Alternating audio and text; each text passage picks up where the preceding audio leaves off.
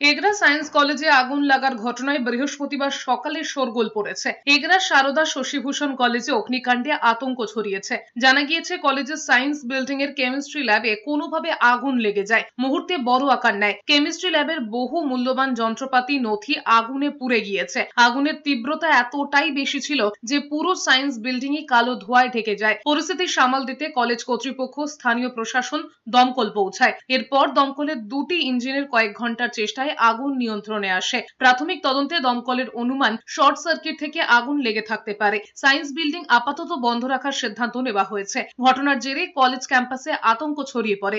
এগরা কলেজে science lab প্রায় এক মাস ধরে তো অলরেডি ছুটি চলছে, যে ল্যাব বন্ধ ছিল। হঠাৎ করে খেলার মাঠে কিছু এলাকার ছেলেরা খেলছিল, হঠাৎ করে দেখে ধোঁয়া বেরোচ্ছে। তারপরেই সঙ্গে সঙ্গে খবর দেওয়ার পরে কলেজের কর্তৃপক্ষ, এলাকার জনগণ, আমরা কাউন্সিলর প্রত্যেকেই কিন্তু এসছি। আসার পরে আমাদের দমকল দুটো এসছে, দুটো আসার পরে সায়েন্স ল্যাবটা পুরো পুড়ে ছাই হয়ে গেছে।